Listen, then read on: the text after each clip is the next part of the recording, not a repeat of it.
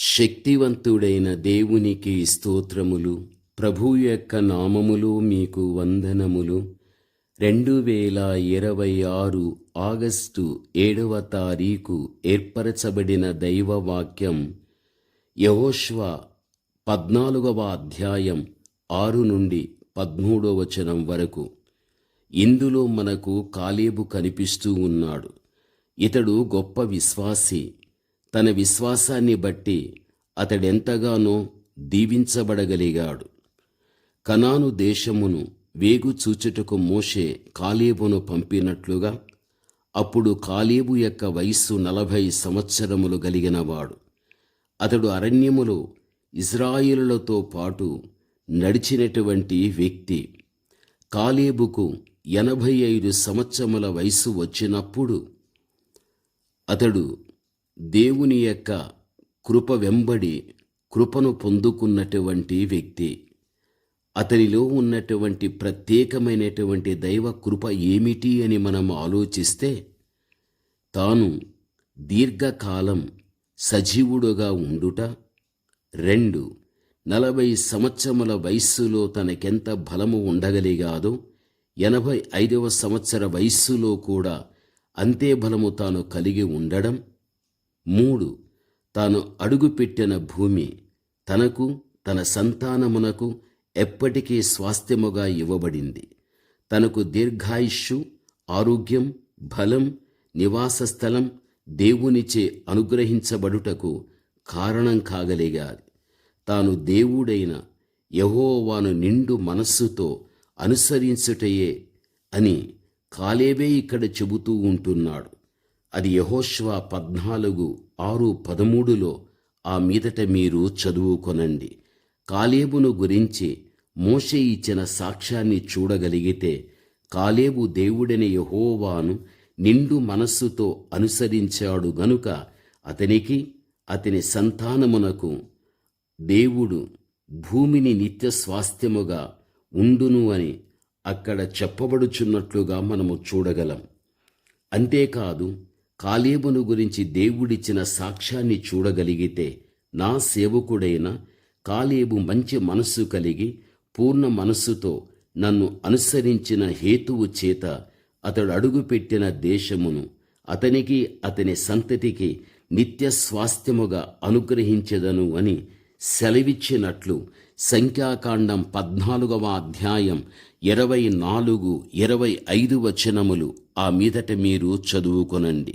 దేవుని బిడలైన మనం గ్రహించవలసిన విషయం, మన నిజ జీవితములో కూడా కాలేబు వలె దేవునిని నిండు మనస్సుతో అనుసరించవలసిన వారమై ఉంటూ ఉన్నాము. మన యొక్క చక్కని ఆత్మీయ జీవితం అనేది ఏమందు చక్కగా సాగాలి అంటే కాలేబును మాదిరిగా మనం పెట్టుకోవాలి. ఏమందు తాను జీవించిన జీవితం నేటికి సజీవంగా ఉంది.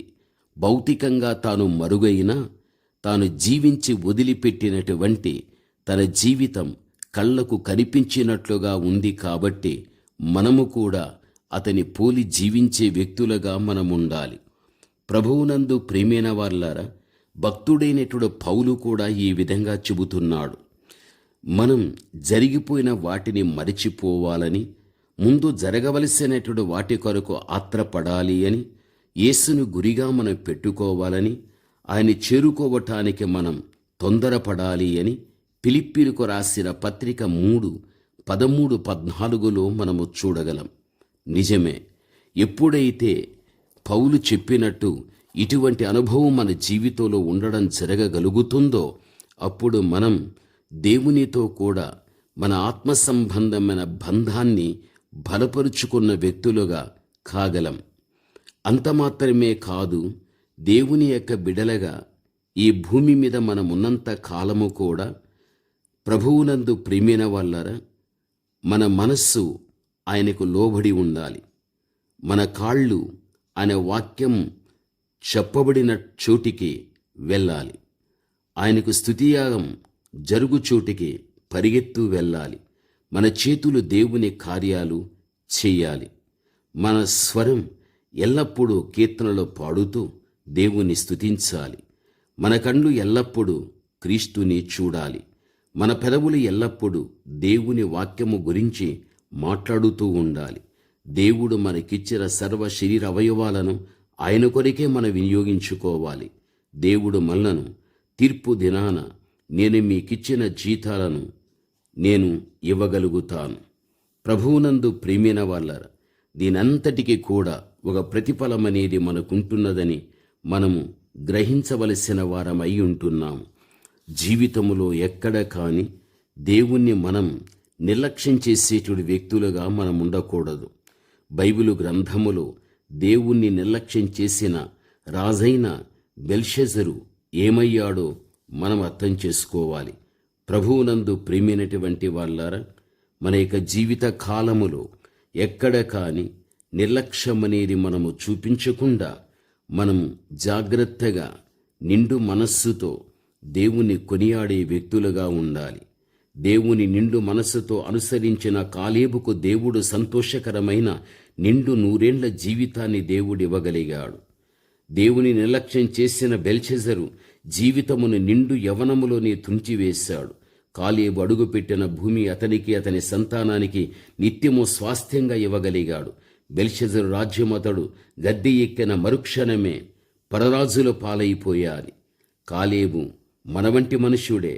కాలేబు దేవుని ప్రేమించినట్లు మనము కూడా మన నిండు హృదయముతో దేవుని ప్రేమిస్తే దేవుడు మనను కూడా కాలేబును దీవించినట్లుగా దేవుడు దీవించగలుగుతాడు. అటువంటి శ్రేష్టమైనటువంటి జీవితం మనము జీవించాలని దేవుని యొక్క వాక్యము ద్వారా మనం హెచ్చరిక పొందుతున్నాము. ప్రార్థన. పరమతండ్రి అయిన మా దేవ, ఘనమైన మీ నామమునకు స్తోత్రములు. దేవా, ఈ సమయమందు నాయన కాలేబులో ఉన్నటువంటి తండ్రి గొప్పతనమేమిటో నాయన దేవా, కొంత మట్టుకు మేము ధ్యానం చేసుకోగలిగాం. మా జీవిత విధానం కూడా ఆ విధంగానే నడిపించబడటానికి కృపను మీరు చూపించమని దేవా, మీ మాటలు వినుచున్న ప్రతి బిడ్డను మీరు ప్రత్యేకమైన రీతిలో దేవా మీరు దీవించి బలపరచమని యేసు నామములో ప్రార్థన చేస్తున్నాము తండ్రి. ఆమేన్.